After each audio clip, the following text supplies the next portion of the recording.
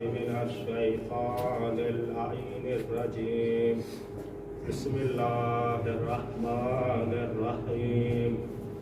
الحمد لله رب العالمين الذي نور قلوبنا بالإسلام والإيمان وزينها بمحبة ومودة أهل الكساء الكرام وجعلنا من المتمسكين بولاية علي ابن أبي طالب عليهم السلام والصلاة والسلام على أشرف الأنبياء والمرسلين سيدنا ونبينا وطبيب نفوسنا وحبيب قلوبنا أبي القاسم محمد.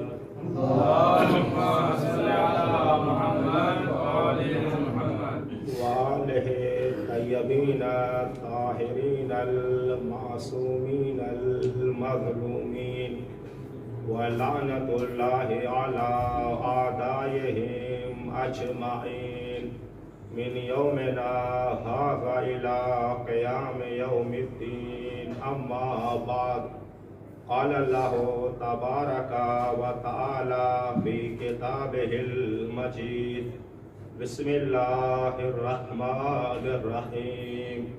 ووعدنا موسى 30 ليلة وأتممناها ب10 فتم ميقات ربه 40 ليلة.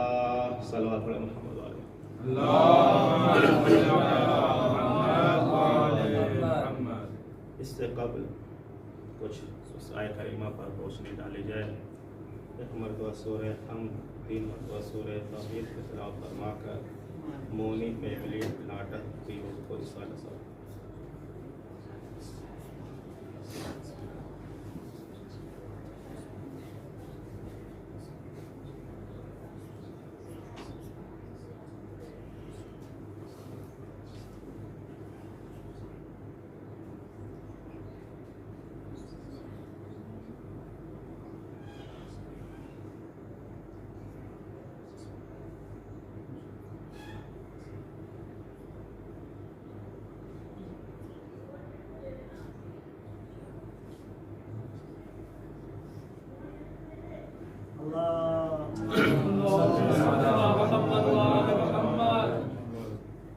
ارباب علم و دانش تشریف فرما ہے اور خدا قبول کرے. سلسلہ آپ لوگوں نے حال کافی دن سے جاری و ساری ہے. آج شاید اس سلسلے کی آخری مجلس ہے جس کا موضوع قرار دیا گیا ہے فلسفت اربعین حسینی علیہ السلام. انشاءاللہ کوشش کی جائے گی کہ موضوع کے مطابق گفتگو ہو. تو سب سے پہلے ہمیں غور کرنا چاہیے کہ لفظ اربعین کہ جس کا اردو میں 40 ترجمہ ہوتا ہے، یہ سر من اسرار الہی، یہ جو ہے اسرار رموز الہی میں سے ایک سر کا نام ہے، ایک مخفی خزانے کا نام ہے کہ جس کو کما حق ہو کوئی درک نہیں کر سکتا. اس کا علم ذات خدا اور جس کو اس نے اس کا علم عطا کیا ہے. اگر آپ دیکھیں تو قرآن مجید میں تقریباً یہ کلمہ اربعین 5 مرتبہ استعمال ہوا ہے. روایات کی دنیا میں آئے تو بہت زیادہ جو ہے اس کا استعمال ہوا ہے. امام صادق علیہ السلام ارشاد فرماتے ہیں: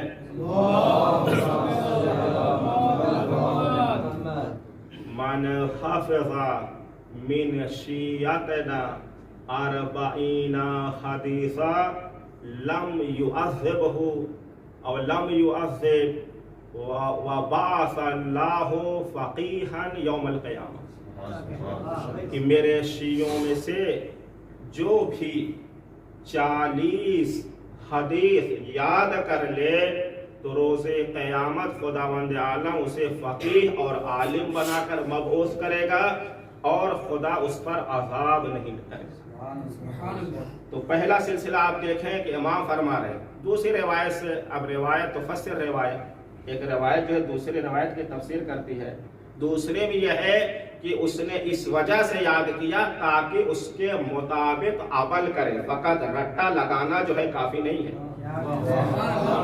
بلکہ عمل کے میدان میں اسے لے آئے، اپنے کردار میں ڈھال دے کہ اس کا کردار جو ہے اس روایت کی ترجمانی کرے۔ ایک یہ آپ لے لیجئے۔ دوسرا نمونہ جناب ارشاد ہوتا ہے، پیغمبر اکرم فرماتے ہیں، آپ فرماتے ہیں ما اخلص عبد اللہ 40 یوما ما اخلص عبد الا جرت ینابیع الحکمت من قلبہ علی لسانہ۔ کہتے کوئی بھی بندہ خدا 40 دن اگر اخلاص کے ساتھ کوئی بھی عمل، نیک عمل پر گامزن رہے تو اس کی زبان پر، اس کے دل میں جو حکمت پوشیدہ ہوتی ہے، زبان سے حکمت کے چشمے پھوٹیں گے۔ یہ ہے اثر، یہ ہے اثر۔ کیا مطلب؟ ہم دیکھتے ہیں بہت سے لوگ ایسے ہیں جن کے پاس بیٹھنا کچھ لوگ گوارا نہیں کرتے کہ ان کی زبان سے بدترین ایسا انسان ہے روایات کی دنیا میں کہ جس کے زبان سے لوگ محفوظ نہ رہے۔ جب بھی کسی کا ذکر آئے تو ذکر خیر سے یاد نہیں بلکہ ذکر شر سے یاد کرے۔ تو ایسے شخص کے لیے کیا چاہیے؟ پیغمبر فرما رہے ہیں 40 دن اپنا علاج کرے، اس برائی کو چھوڑے۔ 1 دن، 2 دن، 3 دن، اگر 40 دن وہ مستمر رہا، اب کون سا چشمہ اس کے زبان سے جاری ہوگا؟ شر کا نہیں بلکہ حکمت کا چشمہ جاری ہوگا۔ لوگ اس کو اس سے استفادہ کریں گے اور سنیں گے۔ تو 40 دن، اب وہ یہ اور سی بات ہے کہ لوگ بس میں پیغمبر میں 40 دن نہیں 40 سال تک رہے، لیکن ان کی زبان جو ہے غلاظتوں سے بھری رہی۔ یہ ہم سے نہ پوچھو، یہ تاریخ سے پوچھو۔ ایک صلوات پڑھیں محمد علیہ وسلم۔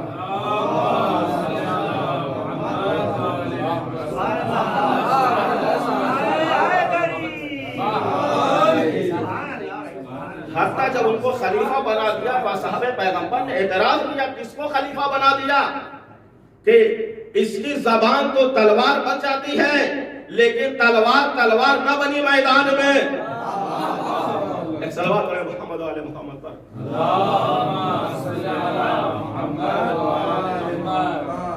اشارہ بہت زیادہ، چونکہ موضوع ہمارا نہیں ہے تو بہرحال یہ ہم ہر بندے کے لیے ہے کہ انسان جو ہے اپنے آپ کا علاج ابتدا 40 دن تک مستمر ہو۔ اس کے بعد جو ہے اگر یہ سلسلہ، اس عمل کا سلسلہ 40 سال تک ہو گیا تو یہ عمل عادت نہیں بلکہ ملکے میں تبدیل ہو جائے گا۔ فلاسفہ نے یہی نظریہ دیا، اگر کوئی عمل، کوئی انسان 40 سال تک گامزن رہے، مستمر رہے تو وہ عمل جو ہے اس سے چھوٹتا نہیں بلکہ اس کی زندگی سے لازم ہو جاتا ہے۔ لازم کا معنی یہ ہے انفکاک ہو سکتا ہے لیکن ہوتا نہیں۔ انفکاک ہو سکتا ہے، جدا ہو سکتا ہے، بطیء الزوال، لیکن 40 سال کے پہلے تک اچھی عادت ہو چاہے بری عادت ہو تو سریع الزوال، بہت جلدی جو ہے آپ دیکھتے ہوں گے کچھ لوگ ایسے ہیں ممبر سے استفادہ کیا، کوئی اچھا مطلب ذہن نشین ہو گیا، نماز شب کی گفتگو ہو رہی تھی، 1 ہفتہ بڑی پابندی کے ساتھ پڑھا انہوں نے، اس کے بعد پھر اپنے اس پر آگے۔ کیوں ایسا ہے؟ کیونکہ یہ عمل جو ہے ملکے میں تبدیل نہیں ہوا ہے۔ جب تک ملکے میں تبدیل نہیں ہوگا تب تک زوال کا خطرہ، شیطان کا اشارہ جو ہے کافی ہوگا اس کی گمراہی کے لیے۔ تو کہنے کا مقصد یہ ہے کہ اگر انسان جو ہے 40 دن، یہ کلمہ 40 جو ہے بہت اہم معنی رکھتا ہے۔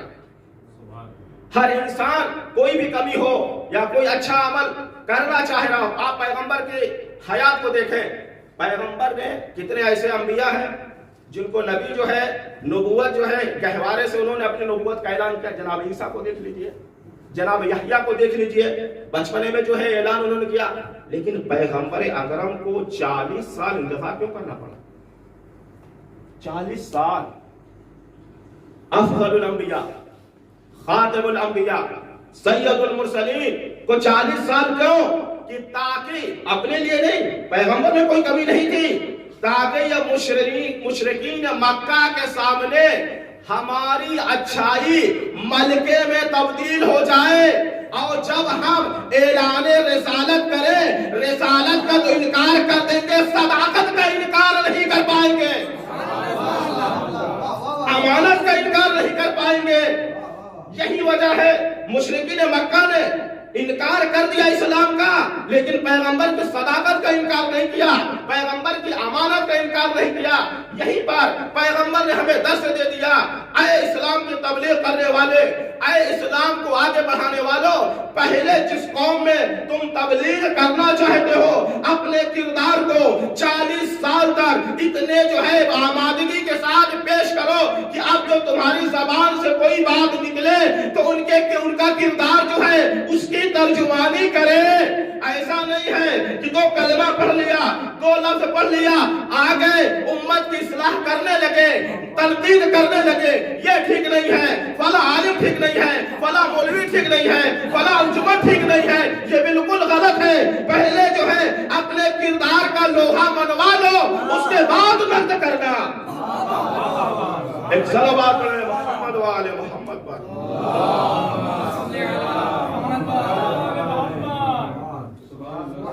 پہلے دن سے اس پر نہیں آنا چاہیے فلاں خطبہ پر تنقید ہو رہی ہے، ذاکرین پر تنقید ہو رہی ہے. بھائی پہلے آپ تو خود سمجھ لیں کہ انسان کی عقل کامل ہوتی ہے 40 سال. ابھی خود ہماری عقل ہی کامل نہیں ہے، تو ہو سکتا ہے بہت سی چیزیں جو ہے آگے پیچھے ہوتی رہے، انتظار کرنا چاہیے. قوم میں، معاشرے میں جو ہے مثبت فکر سے آنا چاہیے، منفی پہلو سے اترنا جو ہے کمال نہیں ہے. تو بہرحال 40 یہ کلمہ 40 دن بہت اہم. یہی وجہ ہے اب آتے ہیں امام عسکری علیہ السلام کی خدمت میں. آپ نے فرمایا زیارت 40 علامت مومن میں سے. کیا وجہ ہے امام نے کیوں فرمایا؟ امام حسن عسکری علیہ السلام فرما رہے ہیں، کیا وجہ ہے یہ امام فرما رہے ہیں جبکہ زیارت عاشورہ کی بڑی تاکید کی گئی ہے، زیارت عرفہ ہے، زیارت نصف رجب ہے، نصف شعبان ہے، عید کے دن کی زیارت ہے. کوئی ایسی بڑی مناسبت نہیں ہے تاریخ اسلام تشیع میں کہ اس تاریخ میں امام حسین علیہ السلام کی زیارت مستحب نہ ہو. لیکن جب مومن کی علامت قرار دیا امام نے تو زیارت 40 کو قرار دیا. کیا وجہ ہے کہ زیارت 40 میں کیا راز چھپا ہے، کیا فلسفہ ہے؟ بہت سے جو ہے اس کی حکمتیں ہیں، جو حکمتیں سمجھ میں آتی ہیں وہ انشاءاللہ بیان کرنے کی کوشش کریں گے. اس کی ایک حکمت یہ ہے، ایک فائدہ یہ ہے زیارت 40 کا کہ ایک حسین کا چاہنے والا پہلی محرم سے اپنے آپ کو درسگاہ حسینی کے لیے وقف کر دیتا ہے، مدرسہ حسینی کے لیے وقف کرتا ہے. کبھی کردار جناب عباس کو سنتا ہے، کبھی کردار جناب علی اکبر پر روشنی پڑتی ہے، کبھی جناب قاسم کی شجاعت پر نظر پڑتی ہے، کبھی حوصلے ششماہ علی اصغر کو دیکھتا ہے. جب یہ تمام چیز دیکھ رہا ہے، کبھی حبیب کی فقاہت پر نظر پڑتی ہے، کبھی زہرین کے علم کا اندازہ ہوتا ہے، کبھی برائے کے قرات پر نظر پڑتی ہے، یہ تمام کبھی مسلم بن اوسجہ صحابی رسول کے حوصلے پر نظر پڑتی ہے. یہ تمام چیزیں 40 دن تک میں نے تمہیدی گفتگو میں بیان کیا. 40 ایک ایسا عدد ہے کہ انسان اگر 40 دن تک مستمر ہو تو جس عمل میں مستمر ہوگا اس کا ذائقہ اس کی سمجھ میں آنے لگے گا. اب اگر اس کو ملکے میں تبدیل کرنا ہے، کردار میں اتارنا ہے تو 40 سال تک مستمر ہونا پڑے گا. لیکن یہ درسگاہ حسینی ہے، 40 سال انتظار نہیں کرنا ہے. اگر ایک ہمارا نوجوان پہلی محرم سے اس درسگاہ حسینی میں آتا ہے تو 40 کے دن جو ہے اس کو مومن کامل بن جانا چاہیے، کیونکہ کردار سازی کربلا جنگ کس چیز کی ہے؟ کربلا نے تو اسلحے کو جو ہے کردار سے کاٹا ہے، کربلا جو ہے کردار کی جنگ ہے۔ امام حسین جو ہے دنیاوی نظام جدید ترین اسلحے کو لے کر نہیں آئے تھے۔ امام نے کہا اگر تمہاری پاس فوج ہے 30,000 ہے 20,000 ہے، جو بھی اختلاف روایات یعنی بہت زیادہ ہے، اس کا مقابلہ ہم دنیاوی اعتبار سے نہیں کریں گے۔ اگر تمہاری طرف سے تلوار اٹھے گی تو ہماری طرف سے فقیہ حبیب ابن مظاہر کا سر اٹھے گا، اگر تمہاری طرف سے نیزے آئیں گے تو شبیہ پیغمبر کا ہم جو ہے سینہ پیش کریں گے۔ یہ کردار سے امام نے جو ہے جنگ کربلا کو فتح یابی تک پہنچایا ہے۔ تو کردار سازی ہے یہ مدرسہ۔ 40 دن تک ہم عزاداری کریں اور ہمارے کردار میں کوئی تبدیلی نہ آئے، کیسا ہو سکتا ہے؟ کربلا تو وہ ہے جو ایک شب میں تبدیلی آتی ہے۔ اگر یقین نہ ہو تو خود کو دیکھ لیجئے، کربلا میں 40 سال جو ہے سوچنے کی ضرورت نہیں ہے۔ وہب قلبی کو دیکھ لیجئے، ایک لمحے میں تبدیل ہو گیا۔ تو کربلا کردار سازی کی سب سے اہم درسگاہ ہے۔ اگر ہم 40 دن تک 40 تک ہم جو ہے فکر امام حسین، ایک فکر کا نام ہے، اور فکر کو جتنا دبایا جاتا ہے اتنے ہی فکر پروان چلتی ہے۔ آپ سب نے دیکھا ہے یہ ایسا مدینہ فاضلہ ہے، امام حسین علیہ السلام کا روضہ دیکھیں اور خصوصاً عراق سے چاروں طرف سے جھوک در جھوک لوگ زائر جو ہیں کربلا کی طرف متوجہ ہیں۔ راستے میں اپنے گھر کا نواب ہے لیکن در حسین کا فقیر ہے، کہیں ان کے جو ہے پیروں کو دھل رہا ہے، کبھی پانی پیش کر رہا ہے، کبھی کھانا پیش کر رہا ہے۔ اگر زائر ان کو ڈانٹ دیتا ہے تو وہ شکرن کہتے ہیں، اس کو جواب نہیں دیتے۔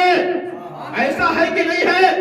ہے کوئی ایسا شہر، ہے کوئی ایسا قریہ، ہے کوئی ایسا مدینہ جہاں پر لوگ چلے جا رہے ہیں، ایک نہیں، دو نہیں، ہزار نہیں، لاکھ نہیں، ملین ملائن کی تعداد میں ہر طرف سے چلے جا رہے ہیں۔ کسی کو ٹھوکر بھی لگ گئی تو ٹھوکر جس کو لگی ہے وہ کہے گا بھائی معاف کرنا، عفوان۔ یہ ایسا مدینہ فاضلہ، ایسا سلامتی کے جو ہے درسگاہ کہیں آپ کو اور نہ ملے گی، کہیں نہیں دیجئے۔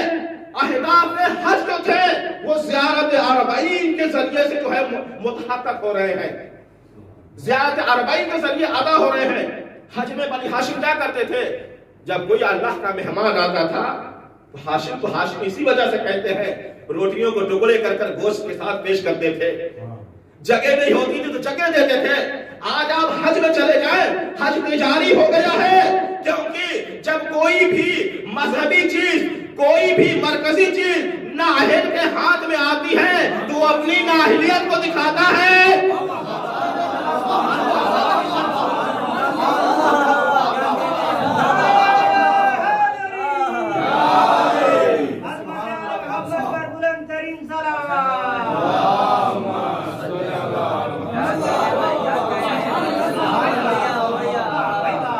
ایک چھوٹی سی بیماری کورونا بلا میں حج کو کینسل کر دیا، لیکن وہاں سلام ہو ہماری جان قربان حسین بن علی پر کہ 9 محرم تک آپ دیکھ رہے ہیں عاشور میں جو زیارت ہوئی ہے 6-7 محرم تک پتہ نہیں تھا کربلا کا راستہ کھلے گا یا نہیں کھلے گا، لیکن جب کھلا ہے 2 دن میں تو وائرس کا جو رقصہ ہوتا ہے وہ ہر سال جو یا حسین دوڑتے ہوئے نوجوان آتے ہیں کربلا کی تاریخ میں۔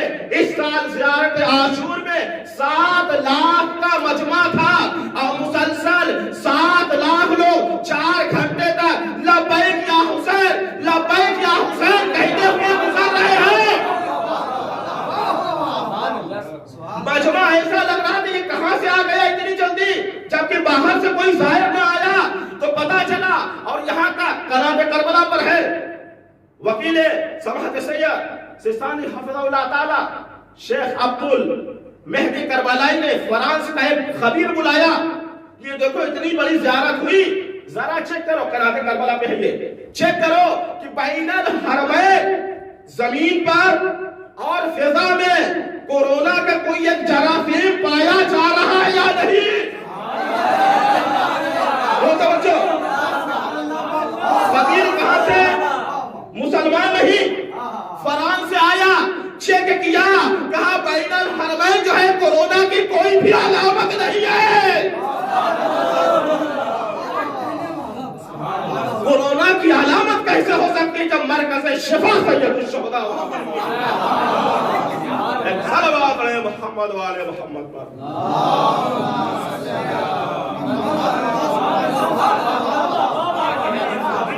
یہ ہے کربلا، یہ ہے زیارت اربعین۔ اب آپ نے دیکھا، ریکارڈ دیکھ لیں، اگر زیارت عاشور کے بعد کورونا کے جو مریض ان میں اضافہ ہو تو کہیں گے کہ زیارت کے سے کوئی فرق پڑا ہے، بلکہ شفا میں جو ہے اضافہ ہو رہا ہے اور مریض میں کمی آ رہی ہے۔ یہی وجہ ہے کہ آج اربعین پہ جو ہے تمام حکومت تیار ہے۔ اجانب کے لیے جو اس کی مشکل تھی ٹیسٹ کی 48 گھنٹے میں رپورٹ دینا ہے، وہ ممکن نہیں تھا، اس وجہ سے روکا ہے، نہ کہ مرض کے ڈر کی وجہ سے روکا ہے۔ بڑا فرق ہے، ڈر کی وجہ سے نہیں روکا گیا۔ تو زیارت اربعین ہے۔ میں نے کہا کہ اہداف حج، جو فلسفہ حج تھا، وہ اس وقت جو ہے زمین پر کہاں آپ جائیں۔ 2012 میں خدا نے جو ہے توفیق دی تھی، مکہ مدینے حج کے موقع پر وہاں گئے تھے۔ خدا سب کو، جتنے بھی مومنین ابھی تک نہیں جا سکے جو گئے ہیں، ان کو بار بار توفیق دے حج کرنے کی، عمرہ کرنے کی۔ وہاں ٹیکسی کا کرایہ بڑھ جاتا ہے۔ وہاں ہمارے جاننے والے تھے، ہم نے پوچھا بھائی کیا یہی ریٹ ہے؟ بالکل چند قدم ہے۔ کہا نہیں، کہا یہ حج کے دوران جو ہے کرایہ کو بڑھا دیتے ہیں۔ پھر ڈرائیور سے پوچھا کیوں کیا؟ کہا ہم اسی انتظار میں ہیں کہ موسم حج آئے، کمائی کریں۔ میں نے اپنے دل میں کہا خدا سلامت رکھے عراقیوں کو، جو پورے سال اپنے ہر گھر میں ایک صندوق رکھتے ہیں جس کو دخل کرتے ہیں، جس کو دخل کہتے ہیں۔ جس روز بھی کوئی کمائی ہوئی، پہلے حصہ صندوق حسین کے لیے نکالا۔ سال تک ابھی ایک جو ہے میٹنگ ہوئی تھی، کچھ اہل موقف تھے، انہوں نے کہا ہر سال ہم ایسا کرتے ہیں اور ہر اربعین میں صندوق حسینی میں اضافہ ہوتا ہے، کوئی کمی نہیں ہوتی۔ آپ دیکھیں ایک جگہ ہے، انتظار کیا جا رہا ہے، حاجی آئے اللہ کے مہمان، ان سے پیسہ وصولے، تجارت کرے، کمائی کرے۔ اور ایک ایسی قوم ہے جو پورے سال انتظار کرتی ہے زائر آئے تاکہ ان کی خدمت کرے۔ جس گھر میں زائر کا قدم نہیں پڑتا روتے ہیں۔ آپ نے خود دیکھا ہے، یہ فلسفہ حج کا تھا، بنی ہاشم نے کیا تھا۔ یہ کہاں جو ہے آج دنیا میں کہاں یہ چیز ہو رہی ہے؟ یہاں ہو رہی ہے۔ یہی وجہ ہے کہ امام حسن عسکری علیہ السلام نے، اب آپ دیکھیں ساری دنیا، کربلا ایک قبر ہے۔ اگر عالمی طور پر بھی چونکہ موانع رکاوٹیں آ گئی ہیں، ورنہ ہر طرف سے رخ کدھر ہوتا تھا؟ کربلا کی طرف۔ کوئی فلائٹ کے ذریعے آ رہا ہے، کوئی زمینی راستے سے آ رہا ہے، کوئی پیدل آ رہا ہے۔ تو اب یہ جو دشمن حملہ کرتے ہیں زیارت پر، کتنی مرتبہ جو ہے قبر سید الشہداء کو مسمار کی منہدم کیا گیا۔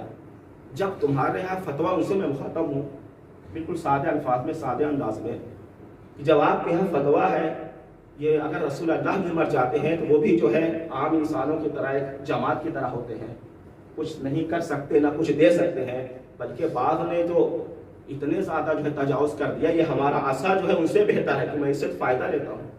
جب ایسی بات ہے پھر اس قبر کو مسمار کیوں کر رہے، منہدم کیوں کر رہے ہو؟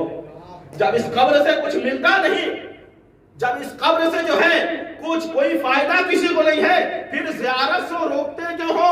یہاں تک کہ متوکل نے کہہ دیا تھا اگر 10 زائر ہیں تو 9 جو ہے قربان ہو جائے، ایک کو ملے گا، پھر بھی جو ہے زیارت کا راستہ بند نہ کرا سکے۔ وجہ کیا ہے؟ اگر ملتا نہ ہوتا تو پھر یہ ملائن چاہتے کیوں؟ کبھی آپ مانگ کے تو دیکھو، یہ در اہل بیت کا ایسا در ہے، غیروں کو پہلے عطا کرتے ہیں، اپنے کو بعد میں عطا کرتے ہیں۔ صلوات علی محمد وآل محمد پر۔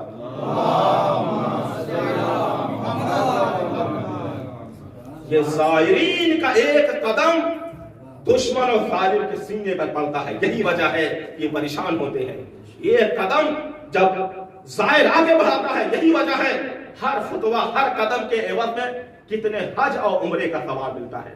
امام باقر علیہ السلام فرماتے ہیں لوگوں کو اگر پتہ ہو جائے زیارت حسین کا فلسفہ کیا ہے تو شوق میں، زیارت کے شوق میں وہ جو ہے مر جائیں گے، اپنے آپ کو ہلاک کر دیں گے۔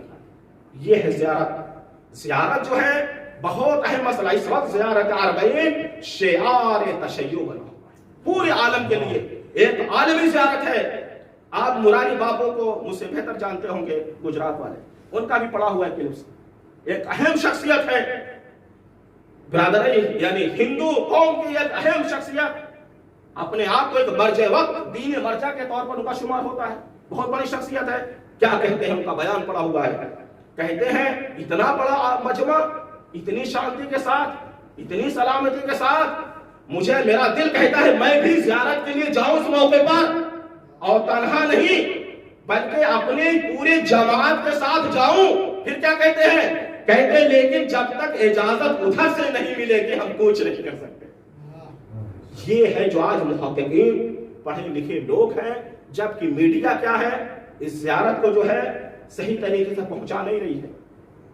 لیکن زیارت یہیں سے پتا چلا کہ اس زیارت میں سب سے بڑی بات یہ ہے ظلم و تعدی کے خلاف ہے۔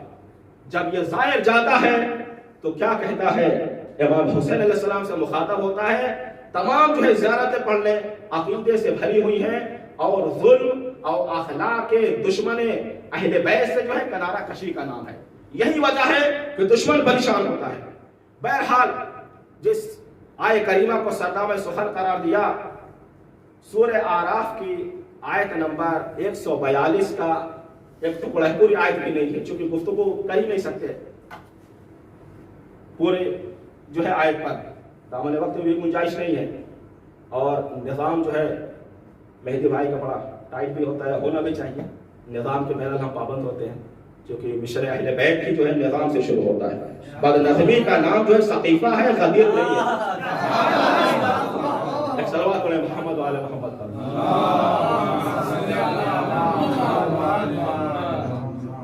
تو آیت کریمہ میں ارشاد ہو رہا ہے کہ ہم نے موسیٰ سے 30 راتوں کا وعدہ لیا،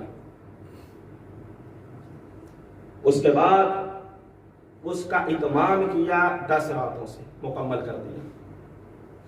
فَتَمَّ مِيقَاتُ رَبِّهِ 40 لَيْلَةً، تو جب 40 رات مکمل ہوئی تو خدا کی جو وقت جو وعدہ تھا وہ پورا ہو گیا، 40 رات۔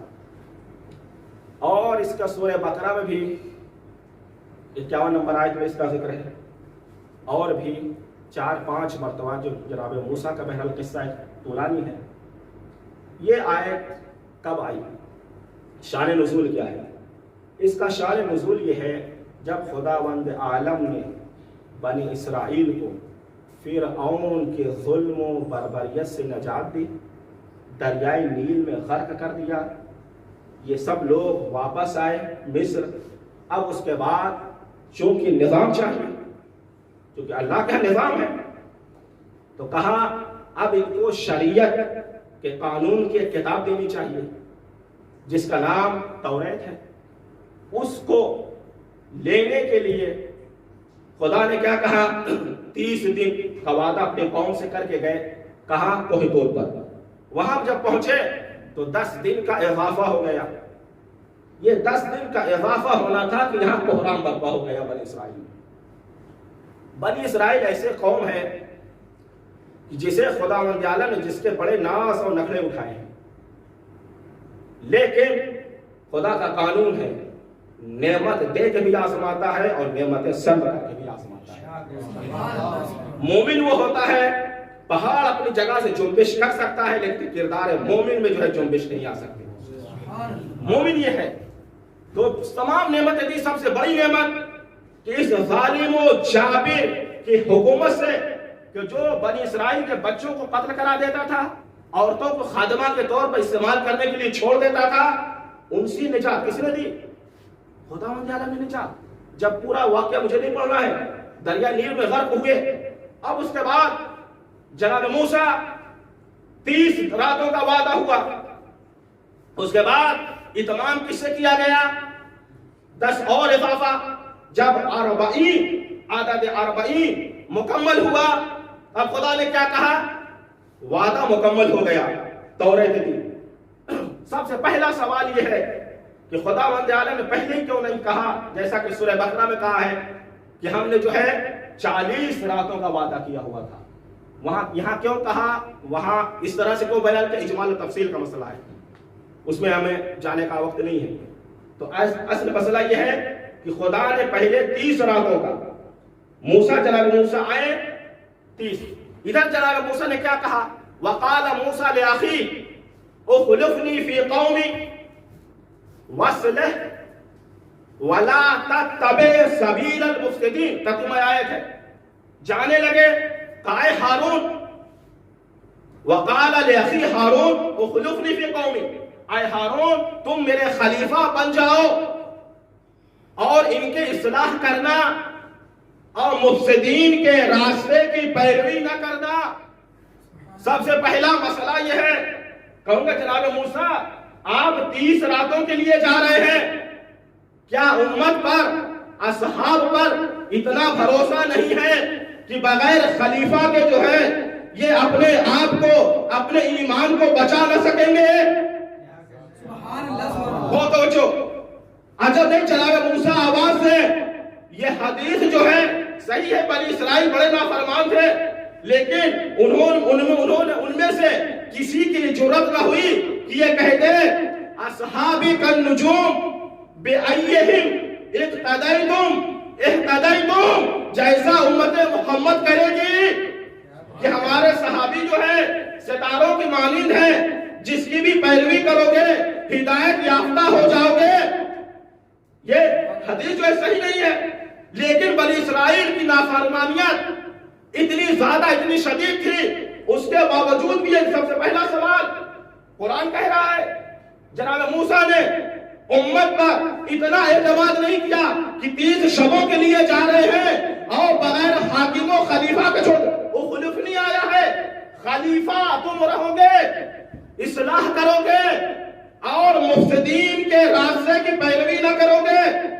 सबसे पहला मसला है कि जनाब मूसा ने अपनी उम्मत बनी इसराइल को, सब सहाबी तो थे, सहाबियत यही तारीख मुसलमानों के नजदीक, जो भी नबी को देख ले वो सहाबी होता है, तो सारे उम्मती सहाबी। तो यहीं पर मुसलमानों को फैसला ले लेना चाहिए, जब उलुल अज़्म जैसा पैगंबर मूसा अपनी उम्मत को एक लम्हे के लिए बगैर खलीफा जानशीन के नहीं छोड़ सकते, तो फखरे मूसा पैगंबर अकरम बगैर खिलाफत के जो है ऐलान के कैसे उम्मत को छोड़ सकते हैं?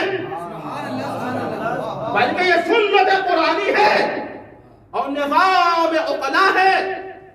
एक इंसान, मामूली सा इंसान घर से सफर करता है तो पहले जो है घर के उमूर के एक किसी के जिम्मे लगाता है, किसी जिम्मेदार के सुपुर्द करता है। पैगंबर इतनी बड़ी उम्मत को छोड़कर यूं चले जा सकते हैं और किस पर एतमाद करेंगे? तो बहरहाल एक नुक्ता ये।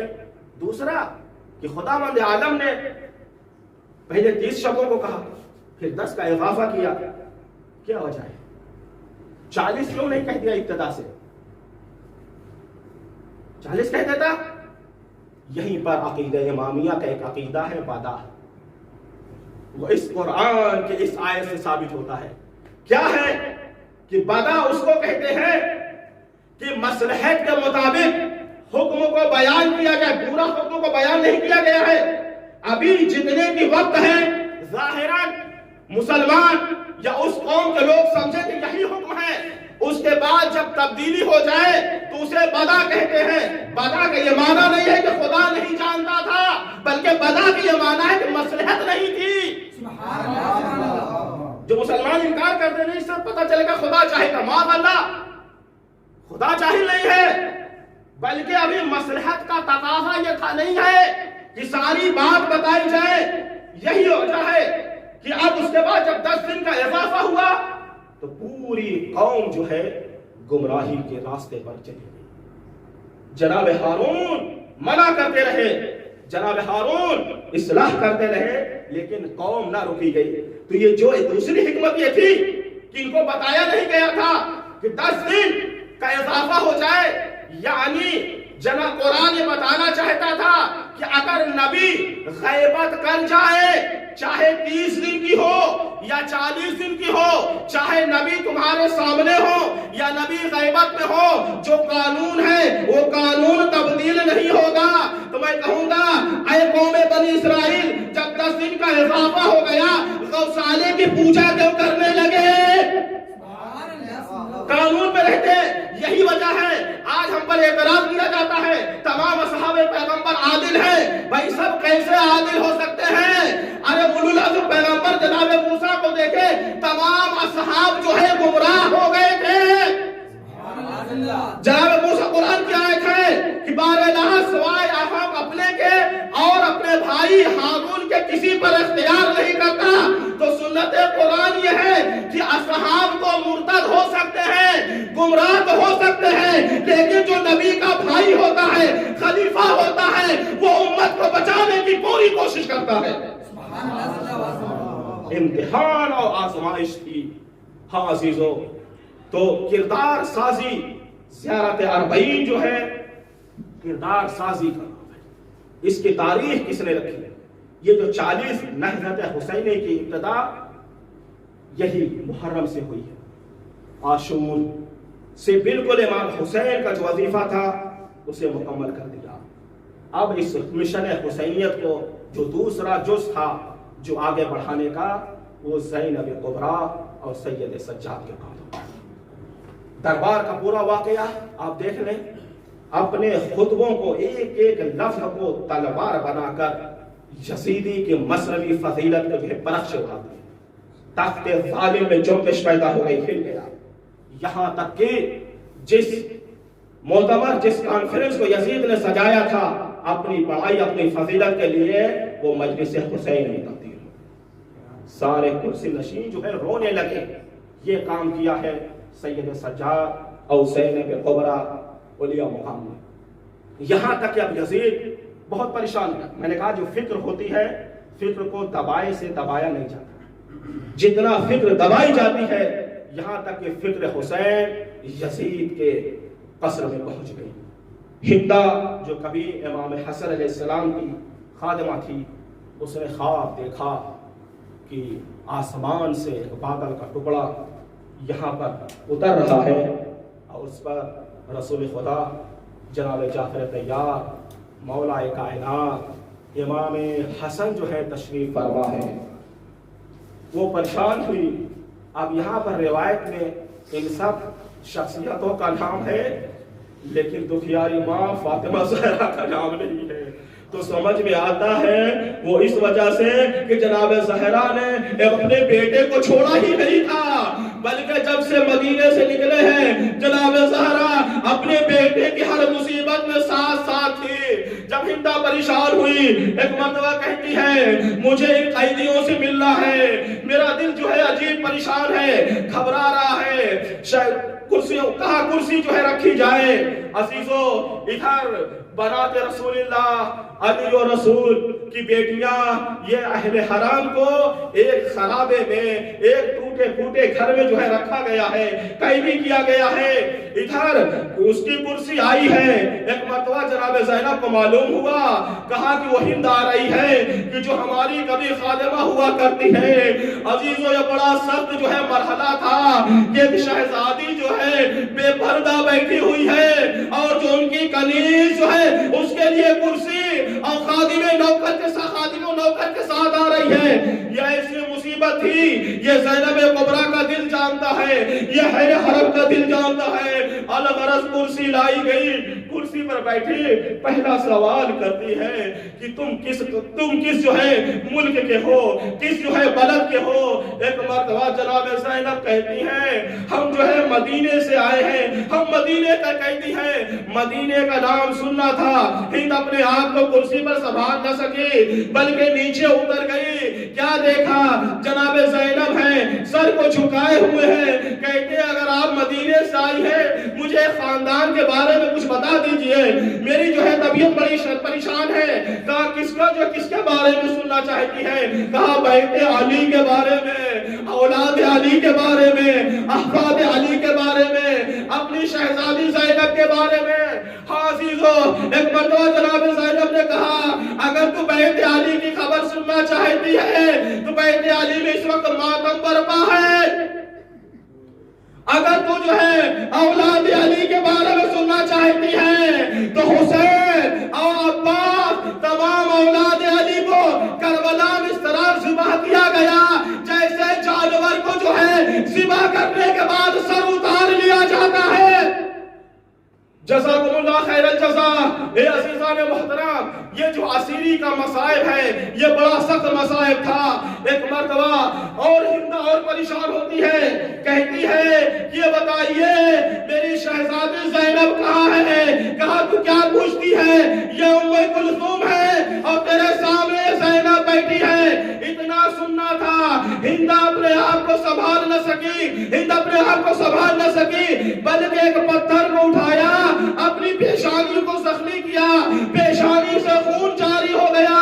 اس کے بعد مجلس عام میں یزید بیٹھا ہوا تھا تخت پر، یزید کے سامنے ننگے پیر برہنہ سر آئی ہے۔ یزید دیکھ کر پریشان ہو گیا، فوراً اپنی آبا کو ہند کے سر پر ڈالا۔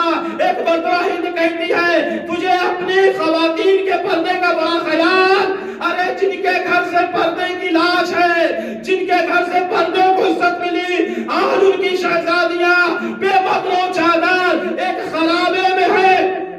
اتنا سننا تھا۔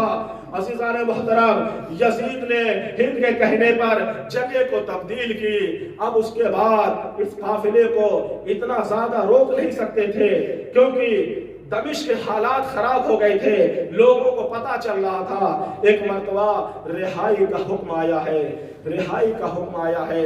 عزیزو، سب سے پہلے جناب زینب سے امام سجاد نے جب گفتگو کی ہے، کہا اے بیٹا، جب سے ہمارے جو ہے لوگ شہید ہوئے ہیں ہم ماتم نہیں کر سکے ہیں، نوحہ گریہ نہیں کر سکے ہیں، پہلے کہو یزید سے ایک جگہ کا اہتمام کرے، ہم 7 دن تک اپنے جو ہے بیٹے بھتیجے اپنے بھائیوں پر ماتم کریں گے۔ آپ دیکھیں اس عزا کی بنیاد کو جناب زینب نے رکھا ہے، دشمن کے گھر کو عزا خانہ بنا دیا۔ اس کے بعد حکم آیا، اب یہ قیدی کو جو ہے رہا کیا گیا۔ عزیزو، اس میں جو ہے کچھ سامان، کچھ ساز و سامان یزید نے اپنے طرف سے ہدیہ تحفہ پیش کرنا چاہا، شہزادیوں نے منع کر دیا، امام نے منع کر دیا کہ اب نہیں تم نے ہمارے خاندان کو برباد کیا ہے، اب اس کے عوض میں یہ ہدایہ دینا چاہ رہے بلکہ ہمارا لوٹا ہوا مال و اسباب واپس کر دو۔ ہاں عزیزو، لوٹے ہوئے مال و اسباب واپس ہوئے، اس کے ساتھ ساتھ شہداء کے سر آنا شروع ہوئے۔ جیسے ہی شہداء کا سر آیا تمام بیویوں کا غم تازہ ہو گیا۔ کسی کی آغوش میں حسین کا سر ہے، کسی کی آغوش میں اولو محمد کا سر ہے، کسی کی آغوش میں ششماہ علی اصغر کا سر ہے۔ ہاں عزیزو، یہ لٹا ہوا قافلہ اب کربلا آ رہا ہے۔ اب فلسفہ کربلا، فلسفہ اربعین حسینی سمجھئے، یہ اربعین کے دن یہ قافلہ والد کربلا کیوں ہو رہا ہے۔ ادھر سے جابر ابن عبداللہ انصاری آ رہے ہیں۔ روایت میں مجھے یہ نہیں ملا کہ جابر کیوں آئے، لیکن جابر بڑے با وفا صحابی رسول تھے۔ عجب نہیں، جناب رسول خدا نے ایک امانت ان کے لیے رکھی ہو، کہے جابر اربعین کے روز میرے بیٹے حسین کی زیارت کے لیے کربلا جانا، اور جب لٹا ہوا قافلہ آئے گا اس کا استقبال کرنا۔ ادھر جابر کے ساتھ ان کا غلام بھی ہے، عطیہ کہتے ہیں، جس کا نام عطیہ تھا۔ کربلا میں وارد ہوئے، غسل کیا، اس کے بعد قبر حسین پر آئے ہیں۔ اے عزیزو سنیے گا، یہ بوڑھا صحابی رسول کیا کہتا ہے؟ امام حسین کو بار بار آواز دے رہا ہے، این حبیبی، این حبیبی، اے میرے حسین، آواز کیوں نہیں دے رہے ہو؟ اس کے بعد مرثیہ پڑھتے ہیں، ارے کیسے آواز نکلے ہیں جن کے بدن کو جن کے سر کو کاٹ کر کے بدن و سر میں جدائی ہو گئی ہے لاش کو پامال کر دیا گیا ہے ابھی جابر رو رہے ہیں اسی اثنا میں غلام نے کیا دیکھا شام کی جانب سے کچھ قافلے آ رہے ہیں کچھ پرچم دکھائی دے رہے ہیں ایک مرتبہ کہا شاید یہ دشمن کے لوگ نہ ہو جابر نے کہا میں چھپ رہا ہوں ذرا پتہ تو کرو جب گیا ہے غلام نے کیا دیکھا ہے یہ تو حسین کا غریب بیٹا سید سجاد ہے لٹا ہوا قافلہ ہے جیسے جابر کو پتا چلا کہ استقبال کے لیے چلو ادھر امام سجاد والد کربلا ہو رہے ہیں جابر قدموں پر گر گئے کہا مجھے معاف کیجئے گا نصرت تو نہ کر سکا لیکن زیارت کے لیے آیا ہوں گلے ملنے چاہا امام نے جابر کے ہاتھ پر ہاتھ رکھا اے نانا کے صحابی ہماری پشت پر کوڑوں کے اتنے نشان ہیں پشت زخمی ہے کلا خاردار توق سے زخمی ہے حاضر اس کے بعد جابر نے سر حسین کی زیارت کی ہوگی اب ارباب مقاتل لکھتے ہیں جابر کو بار بار غش آ رہا ہے ایک مرتبہ امام سجاد کہتے ہیں اے نانا کے صحابی جب کسی غم میں عالم غربت میں عالم مصیبت میں کوئی اپنا ملتا ہے تو غم تازہ ہو جاتا ہے جب امام سجاد نے جابر کو پایا کہ نانا کے صحابی یہاں پر میرے بابا کو ذبح کیا گیا یہاں پر علی اکبر کو ذبح کیا گیا